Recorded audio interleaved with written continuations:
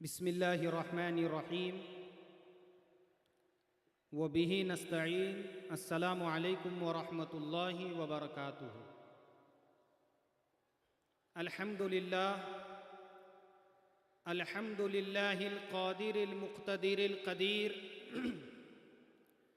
والصلاة والسلام علی السید البشیر النذیر وعلی آلہ وأصحابه الذين بهم الاقتداء جدير، وبعد، فقد قال الله تبارك وتعالى في القرآن العظيم: أعوذ بالله السميع العليم من الشيطان الرجيم، بسم الله الرحمن الرحيم: ومن يعظم شعائر الله فإنها من تقوى القلوب۔ صدق الله العلي العظيم وصدق رسوله النبي الأمين الكريم، ونحن على ذلك لمن الشاهدين والشاكرين والحمد لله رب العالمين۔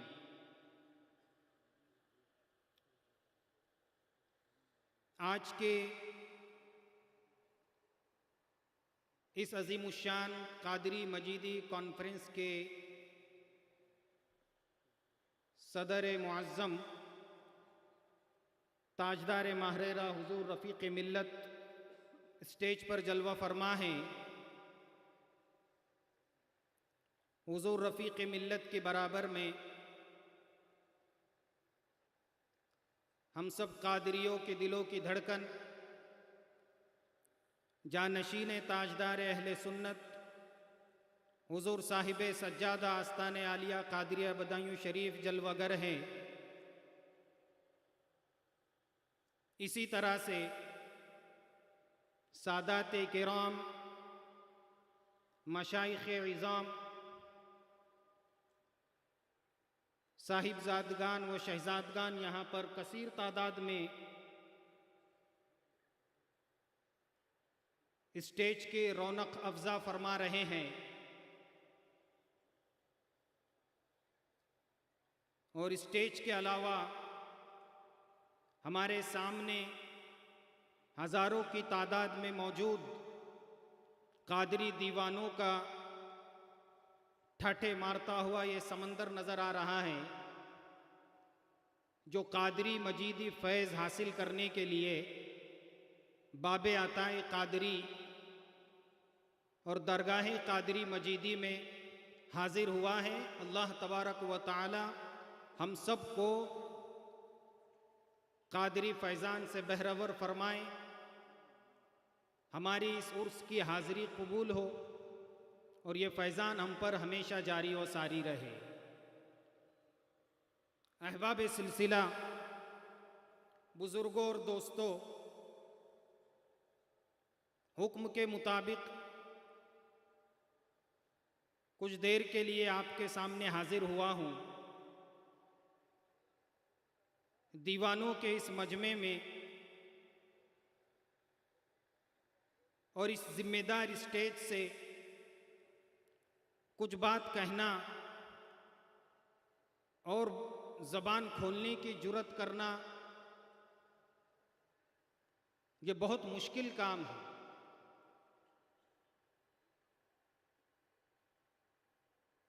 مجھ میں اظہار کی جرأت نہ بیاں سے واقف، کچھ اس طرح کی کیفیت ہے، لیکن حضور صاحب سجادہ کی سرپرستی، ان کی تربیت اور ان کی توجہات اور ان کے حکم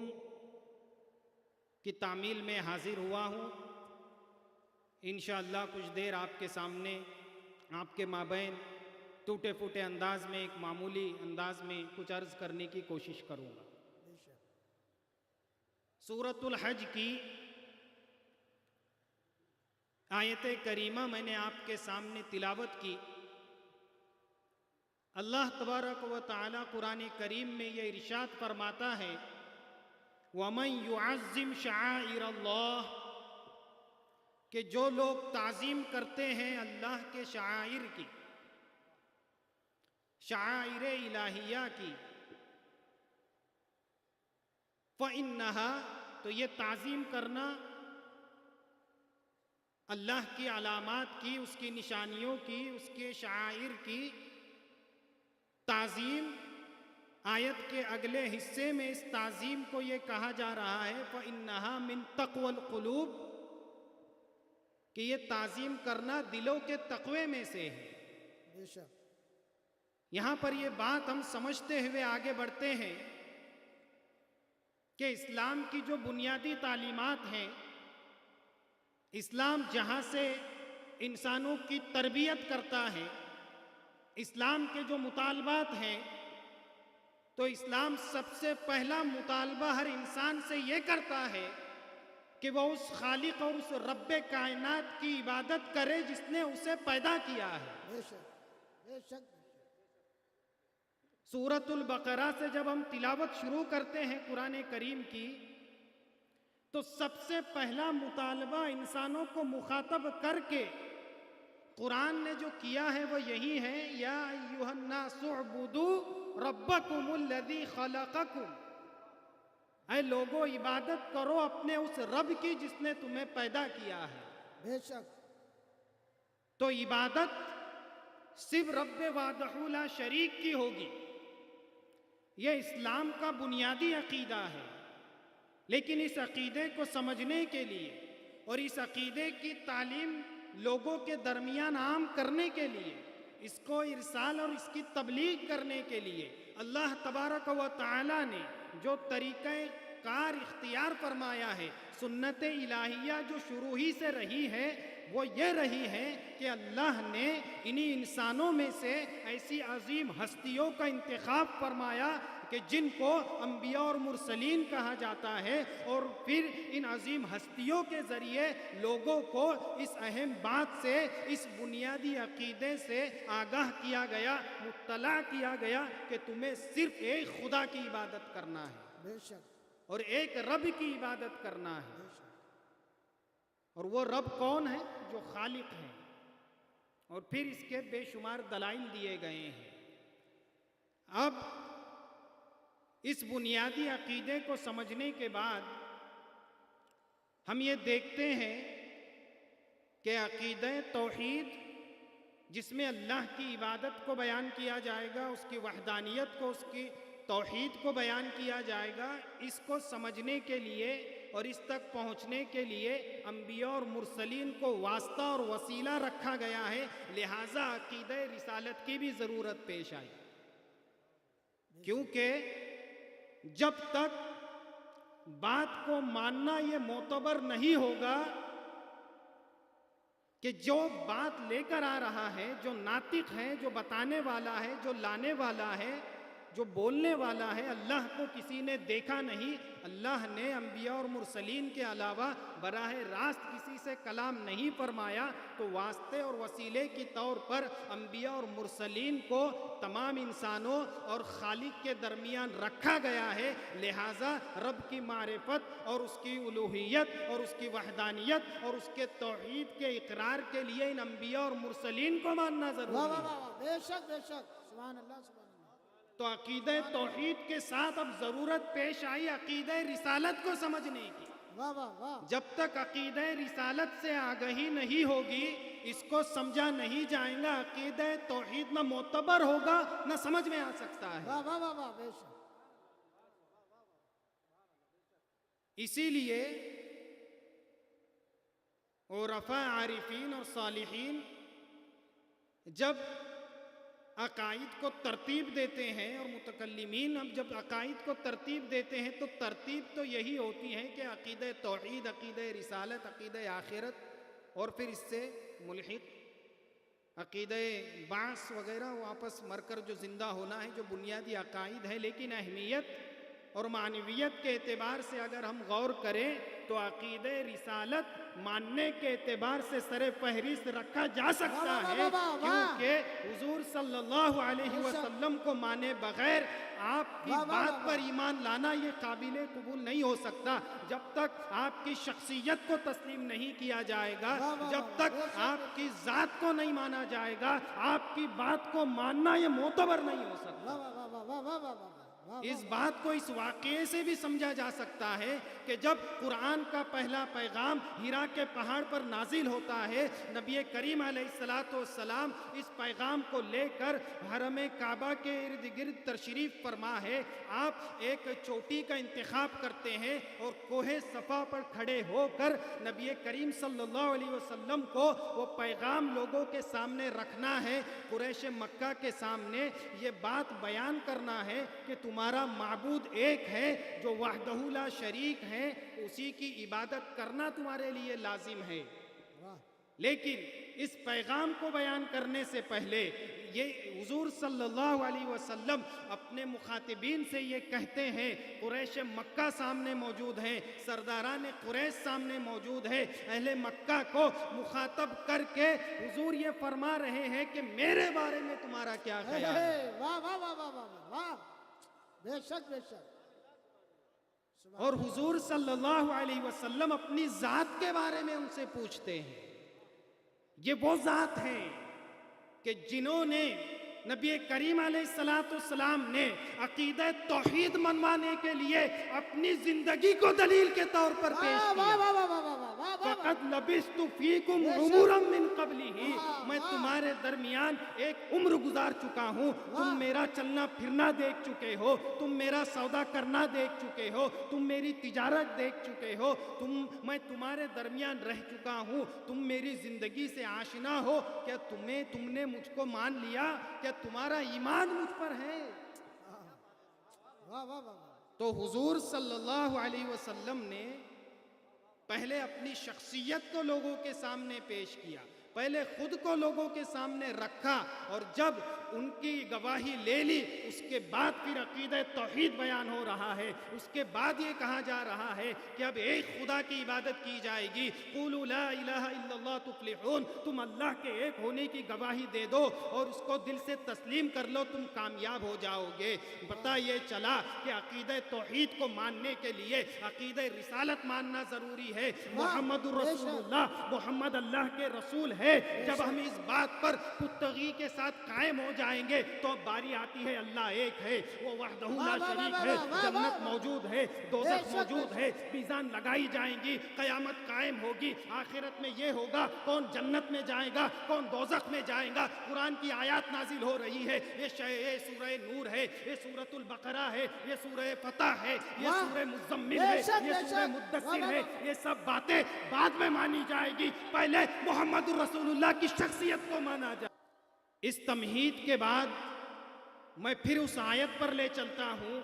کہ اللہ تبارک و تعالی ارشاد فرماتا ہے، وَمَنْ يُعَظِّمْ شَعَائِرَ اللَّهِ، جو لوگ اللہ کے شعائر کی، اس کی علامتوں کی، اس کی نشانیوں کی تعظیم بجا لاتے ہیں، آداب ملحوظ رکھتے ہیں، یہ ان کے دلوں کے تقوی میں سے ہے۔ ایمان کے لیے دل کا صاف ہونا ضروری ہے، دل صافی جب تک نہیں ہوگا، دل جو ہے کفر اور شرک کی آلودگی سے پاک نہیں ہوگا تو اس وقت تک ہمارا ایمان معتبر نہیں ہو سکتا، اور یہیں سے تطہیر شروع ہوتی ہے، عقیدے کی تطہیر، اعمال کا تزکیہ اور اعمال کا تصفیہ۔ اس کی بنیاد اس بات پر ہے کہ پہلے دل سے شرک کی آلودگی کو ختم کرنا ہوگا، کفر کو نکالنا ہوگا، اس نکالنے کو اور دل کے صاف کر لینے کو، دل سے دنیا کے معبودان باطلہ کو نکال کر پھینک دینے کے بعد تقوی کی جب ابتدا ہوتی ہے تو پھر اس میں اللہ تبارک و تعالیٰ کی توحید اور اس کا اقرار داخل ہوتا ہے۔ واہ واہ واہ، بے تو اب شک، یہ دلوں کا تقوی ضروری ہے، دلوں کی صفائی ضروری ہے، دل صافی ضروری ہے۔ ایسا دل چاہیے کہ مومن ہونے کے لیے ایسا دل چاہیے جو کفر کی گرد سے پاک ہو، جو شرک کی آلودگی سے پاک ہو، یعنی ایمان کی ابتدا اور کفر شرک کا رد بھی تقوی سے شروع ہوتا ہے۔ اب اس تقوی کو تعظیم سے جوڑ کر رکھا گیا۔ جو لوگ اللہ کے شعائر کی تعظیم کرتے ہیں، جو اللہ کی نشانیوں کی تعظیم کرتے ہیں، ان کو یہ بشارت دی جا رہی ہے انہیں یہ خوشخبری سنائی جا رہی ہے تم ایمان کے متلاشی ہو، تم ایمان کے طالب ہو، طلبگار ہو، اب تمہیں تقوی کے سے ابتدا کرنا ہے، لہٰذا اس تقوی کو پانے کے لیے، اس تقوی کو حاصل کرنے کے لیے کیا کرنا ہے؟ تو قرآن گواہی دیتا ہے شاعر کی تعظیم کرو، اللہ کی نشانیوں کی تعظیم کرو، آداب بجا لاؤ، لہٰذا تقوی والے ہو جاؤ گے، تقوی کی ابتدا ہو جائے گی، اور تقوی جب دل میں مجزن ہو جاتا ہے تو اس کے بعد پھر سارے اعمال آگے کے شروع ہوتے ہیں۔ بے شک، سبحان اللہ سبحان اللہ سبحان اللہ سبحان اللہ۔ تقوی پیدا کرنے کے لیے، دل صافی کے لیے، دل کو صاف کرنے کے لیے تعظیم سے جوڑا جا رہا ہے، تعظیم بجا لانا ضروری ہے۔ اب سوال یہ ہے کہ یہ شعائر کیا چیز ہے، یہ علامات کیا چیز ہیں، نشانیاں کون سی ہیں، کسے ہم اللہ کے شعائر میں داخل کر سکتے ہیں، وہ کون سی چیزیں ہیں، وہ کون سی ہستیاں ہیں، یا وہ کیا چیزیں یا مقامات مقدسہ ہے، یا وہ کوئی آسمانی کوئی اور چیز ہے، آخر یہ کیا ہے؟ یہ سوال تو پیدا ہوتا ہے کہ تعظیم شعائر کی بجا لانے کا حکم ہو رہا ہے، لیکن شعائر الہی کیا ہے، علامات الہی کیا ہے، نشانات اور آیات الہیہ کیا ہے؟ جب یہ سوال پیدا ہوتا ہے تو ہم قرآن ہی سے اس کا جواب دیکھتے ہیں کہ قرآن اصول بیان کرتا ہے، قرآن ایسے اصول فراہم کرتا ہے کہ اگر ان اصول سے ان بنیادوں سے ہم نے اپنا رشتہ علمی نظریاتی رشتہ مضبوط کر لیا تو پھر ہم بھٹک نہیں سکتے، ہم گمراہ نہیں ہو سکتے۔ تو قرآن یہ اصول دے رہا ہے، ہر پوری تفصیل سے قرآن بات بیان نہیں کرتا، اجمالاً اشارتاً قرآن مثال کے طور پر دو باتیں بیان کرتا ہے کہ شاعر کو اگر سمجھنا ہے تو یہ دیکھو سورۃ البقرہ میں اللہ فرما رہا ہے ان الصفا والمروۃ من شعائر اللہ، کہ بے شک صفا اور مروہ یہ اللہ کے شعائر میں سے ہے، اس کی نشانیوں میں سے ہے، واہ واہ واہ، اس کے علامات میں سے ہے۔ بے شک علامات اور نشانیاں کیا ہوتی ہیں؟ یہ نشانیاں کیوں دکھائی جاتی ہیں؟ اللہ نے جگہ جگہ آیت کہتے ہی نشانی کو ہے، عربی میں آیت کہا جاتا ہے، اردو میں نشانی کہا جاتا ہے، اسی کی جمع آیات آتی ہیں، اسی سے شعائر اسی کا مترادف ہے۔ علامات، شعائر، آیات، حرمات بھی ایک جگہ لفظ استعمال ہوا ہے سورۃ الحج میں، اللہ فرماتا ہے وَمَن يُعَظِّمُ حُرُمَاتِ اللَّهِ فَهُوَ خَيْرٌ لَهُ عِندَ رَبِّهِ، واہ، کہ جو اللہ کی حرمات کی حرمت والی چیزوں کی تعظیم بجا لاتے ہیں، فَهُوَ خَيْرٌ لَهُ عِندَ رَبِّهِ، رب کی بارگاہ میں ان کے لیے خیر ہی خیر ہے۔ یہاں کسی عمل کا تذکرہ ابھی نہیں ہوا، صرف تعظیم کی بات کی جا رہی ہے، نہ نماز کا تذکرہ ہوا، نہ زکوٰۃ کا تذکرہ ہوا، نہ کوئی صدقات اور خیرات، کوئی ایسا عمل کہ جس کا تعلق ہم سے روزمرہ کی زندگی میں پڑتا ہے، اس کو بعد میں بیان کیا جائے گا، پہلے دلوں کو جھکایا جا رہا ہے، شاعر کے آگے، اللہ کی نشانیوں کے آگے اس کے آداب اور تعظیم کی بات کی جا رہی ہے۔ واہ واہ واہ، حرمات اللہ، حرمات الہی کیا ہے، شعائر الہی کون سی چیزیں ہیں؟ جب اس کا جائزہ لیں گے تو اس مثال سے سمجھتے چلے ان الصفا والمروۃ من شعائر اللہ، کہ بے شک صفا اور مروہ یہ اللہ کے حرمات میں سے ہے، حرمت والی چیزوں میں سے ہے، نشانیوں میں سے ہے، علامات میں سے، سمبول سے ہی ہے۔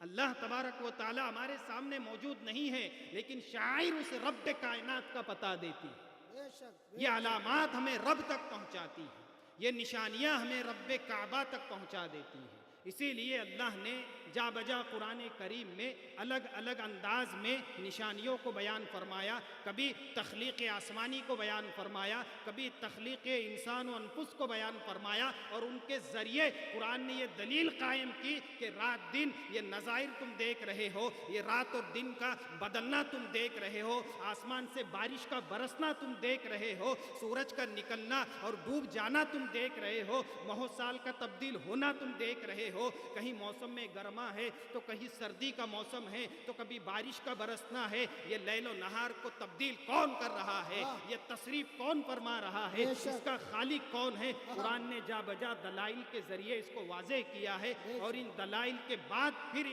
یہ دعویٰ کیا ہے کہ اب تم اس کے خالق کو پہچانو اور اس کی معرفت حاصل کرو، اس کی عبادت کرو۔ بے شک، سبحان اللہ سبحان اللہ۔ تو یہ باتیں ہمیں سمجھ میں آتی ہیں کہ اللہ تبارک و تعالیٰ نے تعظیم سے بات شروع کی، وہ اس لیے کہ ہم دیکھتے ہیں تاریخ اسلام کا جب مطالعہ کیا جائے، صحابہ کے دور کو دیکھا جائے، مسلمان کوئی آج کی پیداوار نہیں ہے۔ اسلام تو حضرت سیدنا آدم علیہ السلام سے شروع ہو کر محمد رسول اللہ علیہ السلام پر اس کا اکمال ہوتا ہے، اس کی تکمیل ہوتی ہے۔ یہ غلط بیانی ہے کہ اسلام 1400 سال پہلے آیا، بلکہ ہمارے آقا محمد رسول اللہ پر اللہ نے اتمام نعمت بھی کر دیا اور اتمام اسلام بھی فرما دیا۔ بے شک الیوم اکملت لکم دینکم، دین کو بھی مکمل محمد رسول اللہ پر فرما دیا، اور عظیم نعمت کا بھی اتمام نبی کریم علیہ السلام کی شخصیت پر فرما دیا۔ سبحان اللہ سبحان اللہ۔ وَأَتْمَمْتُ عَلَيْكُمْ نِعْمَتِي وَرَضِيتُ لَكُمُ الْإِسْلَامَ دِينًا، اللہ نے یہ اعلان کر دیا کہ اسلام حضور صلی اللہ علیہ وسلم پر مکمل ہوتا ہے۔ اب شریعت حضور صلی اللہ علیہ وسلم سے لی جائے گی، اسلام کے اصول اور بنیادیں وہی قائم کی جائے گی، اور اسی سے استدلال کیا جائے گا جو حضور صلی اللہ علیہ وسلم نے بتائی ہے، جو صحابہ میں حضور سے صحابہ نے اخذ کیا اور صحابہ سے تابعین تبع تابعین نے اخذ کیا، تو معمولات ہو یا نظائر ہو یا عقائد ہو وہی مانے جائیں گے جس پر اہل سنت والجماعت قائم رہی ہے، جس پر سواد اعظم قائم رہا ہے، جس پر تابعین و تبع تابعین قائم رہے ہیں، جس پر محدثین کی جماعت قائم رہی ہے، جس پر صوفیاء اور عرفاء قائم رہے ہیں، اور جس کی تبلیغ اور جس کی اشاعت محدثین نے کی، مفسرین نے کی، ائمہ مجتہدین نے فرمائی۔ یہی صحابہ کا طریقہ ہے، یہی صحابہ کا طرز انداز ہے کہ دلائل اسی طرح سے لیے جائیں گے، اسی طرح سے اخذ کیے جائیں گے۔ واہ واہ، سبحان اللہ سبحان اللہ۔ تو جب ہم دیکھتے ہیں حضور صلی اللہ علیہ وسلم کے دور رسالت کی اگر بات کریں، جنہیں آئیڈیل بنایا گیا ہے ایمان کا، وَإِذَا قِيلَ لَهُمْ آمِنُوا كَمَا آمَنَ النَّاسِ، اس طرح سے ایمان لے آؤ جیسے یہ لوگ ایمان لائے ہیں، یعنی صحابہ جس طرح سے ایمان لائے ہیں۔ جب ہم ان کے ایمان کا جائزہ لیتے ہیں اور ان کے ایمان کو جب دیکھتے ہیں تاکہ ہم ہمارا ایمان مضبوط کر لے، ہمارے ایمان کی پختگی ہمیں حاصل ہو جائے، جب صحابہ کے ایمان کو دیکھتے ہیں تو ہم دیکھتے ہیں کہ صحابہ حضور صلی اللہ علیہ وسلم کے غسالے کو اور وضو سے ٹپکتے ہوئے پانی کو زمین پر گرنے نہیں دیتے۔ کوئی صحابی اپنے ہاتھوں میں لے کر چہرے پر ملتا ہوا نظر آتا ہے، کوئی صحابی اپنے سینے پر ملتا ہوا نظر آتا ہے، جو اور حضور صلی اللہ علیہ وسلم کے صحابہ، ایک صحابی کی یہ ذمہ داری تھی کہ وہ حضور کی سواری پر کجاوا کسے، لیکن ایک مرتبہ انہوں نے کجاوا نہیں کسا، کسی اور صحابی نے کجاوا رکھ دیا۔ حضور صلی اللہ علیہ وسلم نے دریافت کیا کہ آج یہ زین کس نے رکھی ہے، تو ان صحابی کو جب بلایا گیا تو انہوں نے کہا یا رسول اللہ، یہ آپ کا کجاوا رکھنا تھا لیکن مجھ پر غسل فرض تھا، اس لیے میں پیچھے ہٹ گیا۔ یہ تعظیم کے آداب یہ کہاں سے آئے؟ حضور نے تو ان سے نہیں فرمایا تھا کہ حالت ناپاکی میں تم مجھے چھو نہیں سکتے یا میرا کجاوا نہیں رکھ سکتے۔ یہ بات کس نے ان کے دل میں ڈالی کہ آقا کی تعظیم کس طرح کی جائے گی، محمد رسول اللہ کی تعظیم کس طرح کی جائے گی، آداب رسالت کیا ہوا کرتے ہیں۔ سورۃ حجرات نے، اللہ خالی کے کائنات نے یہ بات صحابہ کے دلوں میں ڈالی کہ محمد رسول اللہ کے آداب کس طرح سے بجا لائیں گے، ان کے حجرات کے آداب کیا ہوگے، ان کی بارگاہ کے آداب کیا ہوگے۔ قرآن کہتا ہے لا تقدموا بین یدی اللہ ورسولہ، حضور سے آگے نہ بڑھا جا سکتا۔ تو اپنے ایمان کی پختگی کے لیے، اپنے ایمان کو مضبوط کرنے کے لیے آج کے اس پرفتن دور میں جبکہ عقائد و نظریات پر حملہ کیا جا رہا ہے، لوگ الگ الگ تشریحات کر رہے ہیں، کہیں بدعقیدگی کا فتنہ ہے تو کہیں ایکس مسلم کے نام پر فتنے اٹھ رہے ہیں۔ ایسے پرفتن ماحول میں اگر ہم اپنے ایمان کی عافیت چاہتے ہیں، اپنے عقائد کی حفاظت اور صیانت چاہتے ہیں، تو انہیں اسلاف اور اکابر کے طریقے پر قائم ہونا ہوگا۔ سواد اعظم چھوڑ کر کوئی عقیدہ اور نظریہ ہمارے ایمان کی حفاظت نہیں کر سکتا۔ بزرگوں اور دوستوں، آج سے تقریباً 12-13 سال پہلے شہید بغداد حضور شیخ صاحب قبلہ رضی اللہ تعالی عنہ و رحمت اللہ تعالی علیہ نے اسی اسٹیج سے قادری مجیدی کانفرنس سے ایک بات کہی تھی جو آج بھی ہمارے کانوں میں گونجتی ہے۔ آپ نے فرمایا تھا خدا کا کرم اور شمس ماہ ریرا کا صدقہ ہے، خدا کا کرم اور شمس ماہ ماہریرہ کا صدقہ ہے کہ کل بھی خانقاہ عالیہ قادریہ اور مدرسہ عالیہ قادریہ اپنے عقائد اور اپنے نظریات کی حفاظت اور صیانت کے لیے کمر بستہ تھی اور آج بھی اس کے لیے تیار ہے اور ہماری حفاظت اور صیانت عقائد کی کرنے کے لیے خود کفیل ہے۔ یہ شیخ صاحب قبلہ رحمۃ اللہ تعالی علیہ نے آج سے 13 سال پہلے فرمایا تھا، اور یہ فرمایا تھا اس کے ساتھ کہ عقیدہ ہمارا اپنا ہے، کتابیں ہماری اپنی ہے، قلم ہمارا اپنا ہے، مسلک ہمارا اپنا ہے۔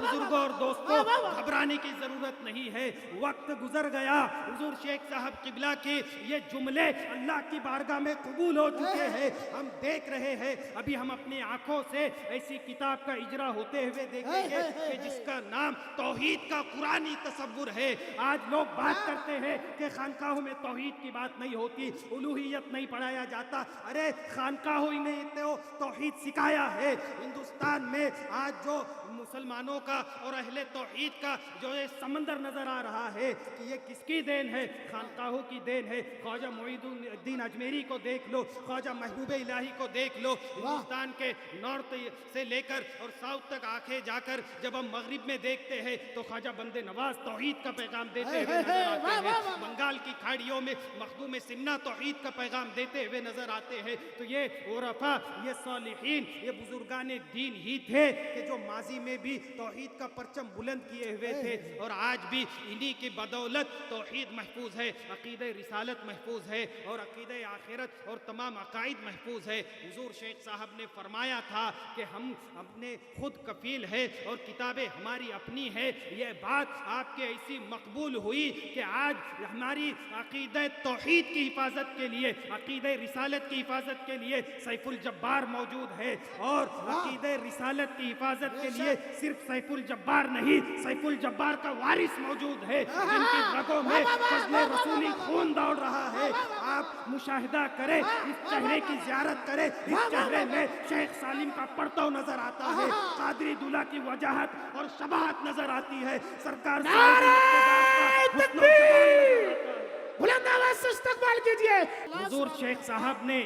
یہ تمام باتیں ارشاد پر کرنے سے پہلے جو دو جملے کہے تھے کہ اللہ کا کرم اور شمس ماہریرہ کا صدقہ ہے۔ جب اللہ کا کرم معاذ اللہ ختم ہوگا تو یہ فیض ختم ہو سکتا ہے، شمس ماہریرہ کا فیضان اگر بند ہو گیا تو یہ فیض یہاں سے جاری ہونا بند ہو سکتا ہے، لیکن نہ اللہ کا کرم ختم ہونے والا ہے، نہ شمس ماہریرہ کی عطا اور نوازشات ختم ہونے والی ہے۔ یہ سلسلہ کل بھی جاری تھا، آج بھی جاری ہے، اور انشاءاللہ قیامت تک جاری ہو سکتا ہے۔ سبحان اللہ، سبحان اللہ، واہ واہ واہ واہ واہ واہ واہ واہ، بے شک بے شک۔ عقیدہ توحید کی حفاظت اور صیانت کے لیے گھبرانے کی ضرورت نہیں ہے۔ قرآن کریم توحید کا قرآنی تصور، یہ کتاب اب ہمارے آنکھوں سے دیکھیں گے اس کا اجرا ہوتے ہوئے۔ اس میں حضرت حضور صاحب سجادہ نے جو نائب شہید بغداد ہے، جو سیف اللہ المسلول کے وارث ہے، ان کے علم کے، جو تاج الفہول کے وارث ہے، جو علوم و فضول، جو علم و فضل خانواد عثمانیہ میں پچھلے 800 سالوں سے جاری تھا، اور جو سلسلے طریقت کا فیضان حضور شمس ماہریرہ نے سیدنا شاہ عین الحق کو عطا فرمایا تھا، اس کے وارث اور امین آج ہمارے درمیان جلوہ فرما ہے، فیضان جاری ہے۔ آپ اس میں دیکھیں گے کس طرح سے تفسیر کو بیان کیا گیا ہے، تفسیر کے اقسام کو بیان کیا گیا ہے۔ الوہیت پڑھنا چاہتے ہو اس میں بیان کر دیا گیا ہے، عقیدہ توحید کی اقسام کو بیان کیا گیا ہے، وہ عقیدہ توحید جو اسلاف سے چلا آ رہا تھا، جو تشریح صحابہ نے فرمائی تھی، جو تشریح مفسرین نے عقیدہ الوہیت اور توحید کی تھی، اس تشریح کو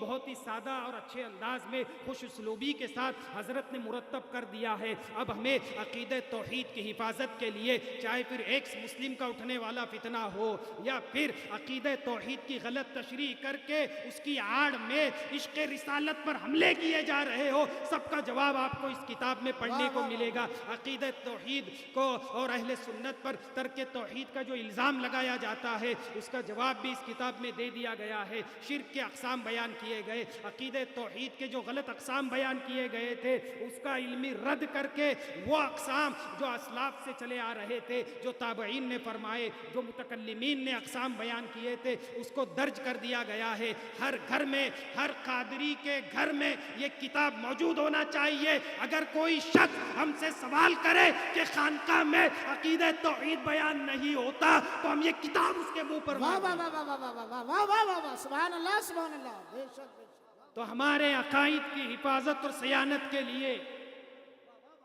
کل بھی شاہ عین الحق رحمت اللہ تعالی علیہ کے فرزندگان، ان کے جانشین ہمارے سربراہی اور سرپرستی فرما رہے تھے، اور آج بھی نہ قلم کی روشنائی خشک ہوئی ہے، نہ زبان گونگی پڑی ہے۔ عقیدے حضور کی عظمت بیان کرنا ہو، یا توقیر رسالت بیان کرنا ہو، یا قیام تعظیمی کا مسئلہ ہو، اگر کوئی معمولات پر بات کرے گا تو جواب اسی انداز میں دیا جائے گا۔ کوئی اصولی بات کرے گا اور اگر کوئی منطق کے نام سے تانا دے گا تو ہم نے دیکھا پھر یوم میلاد کے موقع پر کیسے الہامی خطابات حضور صاحب سجادہ نے فرمائے، دلائل کے انبار لگا دیے۔ اگر تمہارے صف میں بھی کوئی عالم ہے، کوئی منطق کا جاننے والا ہے تو لے کر آئیے سامنے۔ یہاں جواب مدرسے سے دیا جا رہا ہے۔ کوئی بھی مسئلہ ہو، چاہے منطق کے حوالے سے ہو، فلسفے کے حوالے سے ہو، علوم عقلیہ میں بات کی جائے یا نقلیہ میں بات کی جائے، روایات کے حوالے سے ہو، تاریخ کے حوالے سے ہو، ہر طرح سے ہمارے پاس جوابات موجود ہے۔ یہ الگ بات ہے کہ خاموش کھڑے رہتے ہیں، لیکن جو بڑے ہیں وہ بڑے رہتے ہیں، ان کے قد کو ناپا نہیں جا سکتا، ان کی رفعت کو پہچانے ہمارے کوتا نظر ان کے مقام اور مرتبے کو نہیں سمجھ سکتی۔ ہم تو یہ دیکھ رہے تھے کہ تاجدار اہل سنت، ہمارے شیخ، ہمارے مرشد جب خانقاہ میں تشریف فرما ہوتے تھے تو ایک سادہ چٹائی پر بیٹھنے والا وہ سادہ مزاج شخص ایک پتلی سی لکڑی سے بنی ہوئی چٹائی پر جب حضور تاجدار اہل سنت جلوہ فرما ہوتے تھے تو آنے والے کو یہ لگتا تھا کہ تاجدار اہل سنت سب سے زیادہ مجھ سے محبت کرتے ہیں، مجھ پر شفقت فرماتے ہیں۔ لیکن سادہ مزاج آنے والی یہ شخصیت، یہ سادہ نظر آنے والی شخصیت اپنی معنویت اور حقیقت میں ایسے مقام اور مرتبے پر فائز تھے کہ جن کو محبوب غوث اعظم کہا جاتا ہے۔ حضور تاجدار اہل سنت کی تقویٰ، آپ کی پرہیزگاری، آپ کی وضاقتہ، آپ کا حسن الخلق، آپ کی رواداری، آپ کی شفقتیں اور آپ کی محبتیں آج بھی ہر مرید کو یاد ہے۔ گویا کہ ہر مرید یہ کہتا ہے کہ ہر ایک کو یہ گمان ہے مخاطب ہم ہی رہے۔ حضور تاجدار اہل سنت کی نظر التفات کل بھی مریدین کے لیے تھی، آج بھی ویسے ہی قائم ہے۔ حضور تاجدار اہل سنت اسی مسند کے جانشین تھے کہ جس پر کبھی قادری دولہ تشریف فرما ہوا کرتے تھے، جس پر صاحب الاقتدار تشریف فرما ہوتے تھے۔ درگاہ قادری مجیدی میں ابھی ہم نے صبح کی محفل میں ہم وہاں پر موجود تھے، وہاں کی برکات کو دیکھا، وہاں کے تجلیات کو دیکھا۔ ارے یہ تجلیات، یہ انوار الہیہ، یہ سکون، یہ اطمینان، یہ کہاں سے آیا ہے؟ ان در و دیوار میں وہ باز گشت آج بھی موجود ہے کہ جب صاحب الاقتدار نے الا اللہ کی ضرب لگائی تھی، جب قادری دولہ نے غوث اعظم کا نعرہ لگایا تھا، جب تاج الفہول نے یا محبوب سبحانی کی ردیف میں پورا دیوان سرکار بغداد کی شان میں پیش کر دیا تھا۔ حضور سیف اللہ المسلول جس تخت پر جلوہ فرما ہوتے تھے، وہ تخت کا آج ہم دیدار کرتے ہیں تو یہ در و دیوار، یہ آب و ہوا، یہاں کی فضا، یہاں کا ماحول اس بات کی غمازی کرتا ہے، گواہی دیتا ہے کہ اطمینان قلب چاہیے۔ آئیے درگاہ باب عطا قادری پر آئیے، شاہ عین الحق کے آستانے پر آئیے، وہاں کی مٹی ہمارے لیے اکسیر کا کام دیتی ہے۔ صاحب الاقتدار کے آستانے پر آئیے، یہ قادری دولہ ہے کہ جن کی وجاہت ایسی تھی کہ جب آپ بغداد شریف تشریف لے گئے تو نقیب الاشراف نے جمعہ کے خطبے کے لیے آپ کو منبر پر کھڑا کر دیا۔ بغداد و نجف ہو یا حرم مکہ ہو یا پھر مدینہ شریف کا حضور صلی اللہ علیہ وسلم کا مسجد نبوی کا منبر ہو، قادری دولہ کو ایسا نوازا گیا ہے۔ یہ نوازشات خانقاہ پر حضور شمس ماہریرا کا صدقہ ہے اور اللہ کا کرم ہے۔ انشاءاللہ یہ نوازشات جاری رہے گی اور ہمیشہ جاری رہے گی۔ اللہ تبارک و تعالی ہمیں اس سلسلے سے وابستہ رکھے، یہ فیضان ہم پر جاری و ساری رکھے۔ اللہ تبارک و تعالی ہمیں حضور صاحب سجادہ کا پکا اور سچا مرید بنائے، ہماری نسبتوں کو مستحکم اور مضبوط فرمائے۔ اللہ نے قرآن کریم میں فرمایا کہ تعظیم شعائر، اللہ کی نشانیوں کی تعظیم، اس کے علامات کی تعظیم، اس کے حرمت والی چیزوں کی تعظیم، اس سے دلوں کا تقوی حاصل ہوگا، یہ دلوں کے تقوی میں سے ہے۔ لہٰذا جب صفا مروہ یہ اللہ کے شعائر میں سے ہے، اللہ کی علامات میں سے ہے، تو صفا مروہ یہ کون ہے؟ یہ پہاڑ ہے کہ مکہ میں اور پہاڑ موجود نہیں تھے، کہ صفا کے علاوہ کوئی دوسرا پہاڑ نہیں تھا، کہ مروہ کے علاوہ کوئی اور پہاڑ نہیں تھا، انہیں شاعر کیوں نہیں کہا گیا؟ آخر کیا بات تھی صفا مروہ میں کہ ان کو شعائر اللہ کہا گیا؟ جب تاریخ کا مطالعہ کریں تو آپ کو یہ تاریخ ماضی میں لے جاتی ہے۔ 4-5 ہزار سال پہلے سیدنا ابراہیم علیہ السلام کے خاندان کی، آپ کی زوجہ مطہرہ اور آپ کے شیرخوار بچے سے صفا مروہ کا تعلق ہے۔ جب سیدہ ہاجرہ صفا مروہ پر دوڑی تھی تو یہ دوڑنا چونکہ ان پہاڑوں کو اب نسبت حاصل ہو گئی اللہ والوں سے، سیدہ ہاجرہ سے، سیدنا اسماعیل سے، اب یہ نسبت کی وجہ سے شعائر میں شامل ہو گئے۔ ان کو شعائر اس لیے نہیں کہا جا رہا ہے کہ یہ کوئی الگ پہاڑ ہے، ان کی شناخت الگ ہے یا ان کی ساخت الگ ہے، یہ وہی پتھر ہے جو مکہ میں دوسرے پتھر ہی کی جنس سے ہے، لیکن جنس ان کو ممتاز نہیں کر رہی بلکہ نسبت سے وہ ممتاز ہو رہے ہیں۔ تو اللہ والوں کی نسبت جس شے کو مل جاتی ہے وہ شے اس طرح سے ممتاز ہو جاتی ہے میرے قادری بھائیوں، کہ جب پہاڑ اللہ والوں کی نسبت سے اللہ کی علامات، اس کے شعائر اور حرمت والی چیزوں میں آ سکتے ہیں، تو ذرا اس پر غور کرو کہ وہ ستون حنانہ جس کو حضور نے چھو لیا ہو، وہ منبر جس پر حضور نے خطبہ دیا ہو، وہ سرزمین مدینے کی جس پر محبوب خدا نے خرام ناز فرمایا ہو، وہ پانی کہ جس میں آپ نے اپنی مبارک انگلیاں ڈالی ہو، کیا یہ شعائر میں نہیں آئے گا؟ کیا یہ علامات الہیہ نہیں ہے؟ کیا یہ آیات الہیہ نہیں ہے؟ بے شک ہے۔ اب ہر وہ چیز جس کا تعلق محبوب خدا سے ہے وہ شعائر اللہ میں شامل ہوگی، وہ چاہے حضور کا لباس ہو، یا حضور کے گیسوئے خمدار ہو، حضور کی مبارک آنکھیں ہو، یا حضور صلی اللہ علیہ وسلم کے حجورات مبارکہ ہو، یا ازواج مطہرات ہو، یا حسنین کریمین ہو، یا پھر صحابہ اکرام ہو، یا پھر وہ اولیاء اور صلحاء ہو جو حضور کے نقش قدم پر ہے اور آپ کے دین کی تبلیغ و اشاعت کے لیے ہمیشہ کار فرما ہے، یہ سب کے سر آیات اللہ اور شعائر اللہ میں شامل مانے جائیں گے۔ جس کی نسبت حضور سے جڑتی جائے گی وہ چیز ممتاز ہوتی جائے گی۔ آپ نے یثرب کا نام نہیں سنا جس کو بلا اور وباؤں کا شہر کہا جاتا تھا، لیکن اب اس شہر کو ان قدموں سے نسبت ہو گئی کہ جن قدموں کی برکت یہ ہے کہ وہ قدم اس جگہ تک پہنچے جہاں حضرت جبرائیل پہنچ نہ سکے، جہاں حضرت جبرائیل رک جاتے ہیں اس کے آگے قدم مصطفیٰ کی سواری شروع ہوتی ہے اور آپ اس کے آگے نکل جاتے ہیں۔ وہ قدم مدینہ شریف میں جب لگے تو وہ یثرب جہاں پر لوگ جانے کے لیے ڈرتے تھے اب اس کو مدینہ منورہ کہا جائے گا، اس کو اقدس کہا جائے گا، اس کو طیبہ کہا جائے گا، اس کو طیبہ کہا جائے گا۔ اب وہ اتنا محترم ہو گیا ہے کہ وہاں کا ذرہ ذرہ محترم ہے، وہاں کا گوشہ گوشہ پاک ہے، وہاں پر ہم اپنی جبیں سائی کریں گے، ہم اپنی گردنیں وہاں کٹانے کے لیے صحابہ تیار ہو گئے۔ کیوں؟ کیونکہ مدینہ اب یہ وہ یثرب نہیں رہا، اب اس مدینے کی شان یہ ہو گئی کہ حضور فرماتے ہیں کہ اگر کسی کے بس میں مدینے میں مرنا ممکن ہو تو وہ مدینے میں مر جائے، کیونکہ جو مدینے سے اٹھے گا میں اس کی شفاعت کروں گا۔ یہ مقام مدینہ ہے۔ یہ مدینے کو یہ مقام کہاں سے ملا، یہ رتبہ کہاں سے ملا، یہ رفعتیں کہاں سے ملی؟ مدینے میں کوئی خاصیت نہیں ہے، مدینہ منورہ حضور کی برکت سے ہوا، مدینہ طیبہ حضور صلی اللہ علیہ وسلم کی برکت سے ہوا۔ تاجدار اہل سنت کیا خوب فرماتے ہیں کہ محبت سے ادب کے ساتھ آؤ یہ مدینہ ہے، چلو سر سے یہاں آنکھیں بچھاؤ یہ مدینہ ہے، یہ طیبہ ہے، یہ طابہ ہے، یہاں کعبے کا کعبہ ہے، وہاں پر سر یہاں پر دل جھکاؤ یہ مدینہ ہے۔ درِ سرکار پر یہ حاضری تم کو مبارک ہو، یہاں پلکوں سے اب جھاڑو لگاؤ یہ مدینہ ہے۔ اور یہی ہے جینے مرنے دفن ہونے کا مزہ سالم، یہاں آ کر تم اب واپس نہ جاؤ یہ مدینہ، یہیں کا جینا جرنا ہے اور یہیں کا مرنا مرنا ہے، مثال اس کی نہیں کوئی، مدینہ پھر مدینہ ہے۔ اور تاجدار اہل سنت کا طرز انداز تو یہ تھا کہ جب مدینے کا ذکر چھڑ جائے تو آپ فرماتے ہیں مت چھیڑو میرے آگے اذکار مدینے کے واہ واہ واہ واہ واہ واہ واہ مت واہ واہ۔ چھیڑو میرے آگے اذکار زمانے کے، بس ذکر کیے جاؤ ہر آن مدینے مدینے کا۔ کا، واہ واہ۔ وہاں کی رات بھی دن سے سوا افضل نظر آئی، جدھر دیکھو اجالا ہی اجالا ہے مدینے میں۔ اللہ غنی دیکھی کیا شان مدینے میں، انوار کی بارش ہے ہر آن مدینے میں۔ مدینے کا ذکر ایسا کرتے تھے کہ ہم عشاق کو بدایوں میں رہ کر مدینے کی زیارت ہو جایا کرتی تھی، وہاں کی کیفیات کا ایک احساس ہو جایا کرتا تھا۔ ایسے گھرانے سے ہم وابستہ ہے، ایسا پیر اللہ نے ہم کو عطا فرمایا ہے۔ اللہ تبارک و تعالی تاجدار اہل سنت کے اس فیضان کو حضور صاحب سجادہ کے ذریعے ہم پر ہمیشہ جاری و ساری رکھے، اور اس عرص قادری مجیدی میں تشریف لائے ہوئے تمام دیوان گان، تمام پروانہ وار اور دیوانگی کے ساتھ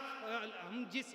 آرزو اور تمناؤں کو لے کر آئے ہیں، اللہ تبارک و تعالی ہم سب کی مرادوں کو پورا فرما دے۔